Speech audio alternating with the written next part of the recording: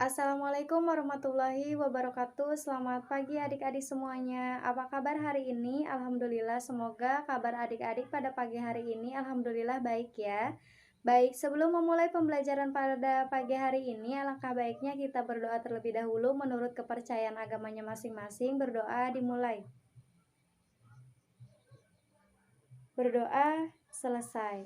Baik, perkenalkan nama saya Sumpianti, NPM 2018 415061. Saya berasal dari Prodi Pendidikan Biologi Mahasiswa Universitas Indra Prasta PGRI.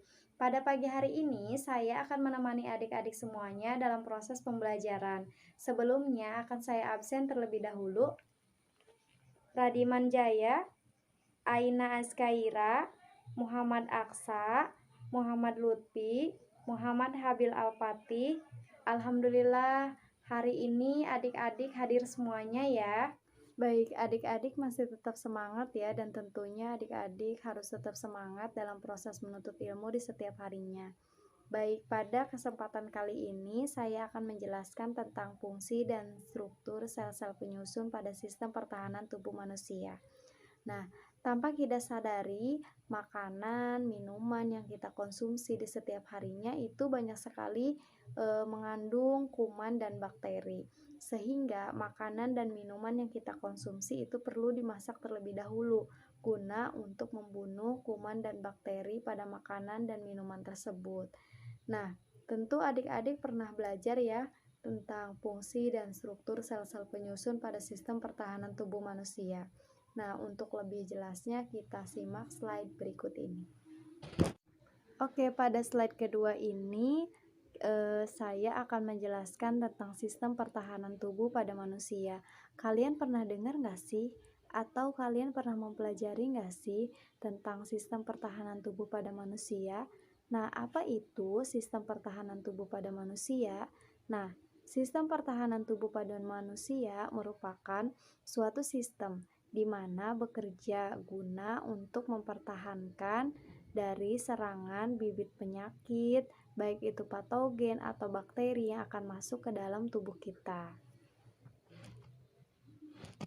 Nah, pada slide ketiga ini kita akan mempelajari tentang immunity system atau sistem imun. Jadi, pada sistem imun merupakan suatu ketahanan tubuh atau resistensi tubuh terhadap suatu penyakit. Sistem imun pada tubuh kita mempunyai yang namanya imunitas. Nah, imunitas inilah yang akan menjaga tubuh kita dari suatu penyakit yang membahayakan. Lalu, apa sih makanan dan minuman yang dapat meningkatkan sistem imun pada tubuh kita, apalagi di kondisi pandemi COVID-19 di mana kita harus lebih meningkatkan sistem imun. Contoh makanannya itu baik berupa sayur mayur, buah-buahan, yogurt. Nah, itu adalah beberapa contoh makanan dan minuman yang dapat meningkatkan sistem imun bagi tubuh kita. Oke, setelah mempelajari slide ketiga tadi, kita akan mempelajari slide keempat ini tentang fungsi imun. Jadi, fungsi imun itu ada 3. Yang pertama, ada yang namanya pertahanan. Yang kedua, ada yang namanya homeostatis. Yang ketiga, ada yang namanya peremajaan. Pada fungsi sistem imun pertahanan, dia akan lebih memperbanyak sel darah putih atau leukosit dalam pembentukan antibodi. Lalu pada homeostatis, dia dalam mempertahankan tubuhnya akan lebih melakukan fungsinya sebagai degenerasi atau katabolisme tubuh. Lalu yang ketiga ada yang namanya peremajaan. Baik, pada slide kelima ini kita akan mempelajari tentang faktor-faktor yang mempengaruhi sistem imun. Yang pertama, ada yang namanya usia. Faktor-faktor yang dapat mempengaruhi sistem imun selain usia adalah jenis kelamin, dan yang selanjutnya adalah lingkungan. Hal tersebut adalah 3 faktor yang dapat mempengaruhi sistem imun pada tubuh manusia. Pada slide ke-6 ini, tahu nggak sih bahwa menurut ilmuwan Yuwono Triwibowo 2005 mengatakan bahwa respon imun itu melibatkan 3 hal. Yang pertama, pengenalan dengan molekul asing. Yang kedua, komunikasi dengan molekul asing. Dan yang ketiga adalah penghilangan dengan molekul asing. Baik, pada slide ketujuh ini kita akan membahas tentang jenis-jenis sistem imun. Nah, ada apa aja sih jenis-jenis sistem imun? Yang pertama, ada jenis sistem imun non-spesifik, di mana jenis sistem imun non-spesifik ini sistem imunnya dalam melawan penyakit, yakni dengan cara yang sama kepada semua penyakit. Nah, pada sistem imun non-spesifik atau non-adaptif memiliki 4 jenis pertahanan, yakni sebagai berikut. Pada slide 8 ini, kita akan mempelajari tentang sistem imun spesifik atau adaptif. Tahu nggak sih sistem imun spesifik atau adaptif itu ada berapa? Nah, sistem imun spesifik atau adaptif itu terbagi menjadi dua. Yang pertama, sistem imun humoral. Yang kedua, sistem imun seluler. Untuk yang pertama, sistem imun humoral itu yang paling berperan adalah limfosit B. Sedangkan yang kedua, sistem imun seluler, yang paling berperan di sini adalah limfosit T.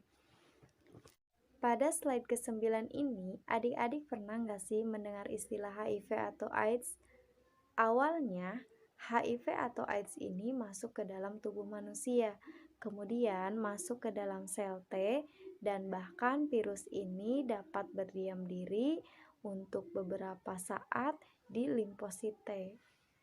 Selanjutnya, kita akan membahas tentang slide 10, di mana slide 10 ini ketika mikroba masuk ke dalam tubuh, mikroba tersebut melewati 3 lapis pertahanan sistem imun. Yang pertama, pertahanan lapis pertama berisi sistem imun non-spesifik terutama fisik atau mekanis. Yang kedua, pertahanan lapis kedua berisi sistem imun non-spesifik khususnya yang seluler, guna untuk mencegah mikroba masuk ke dalam tubuh. Lalu yang ketiga ada pertahanan lapis ketiga, di mana hal ini yakni untuk menangani mikroba yang masuk sebelum ditangani oleh sistem imun non-spesifik. Baik, selanjutnya kita akan membahas yakni slide 11, di mana kita akan membahas tentang kekebalan tubuh. Jadi, kekebalan tubuh itu ada dua. Nah, ada kekebalan aktif dan ada yang namanya kekebalan pasif. Untuk yang kekebalan aktif, di mana kekebalan ini dibuat oleh tubuh dengan sendirinya karena respon tubuh terhadap suatu antigen atau zat asing.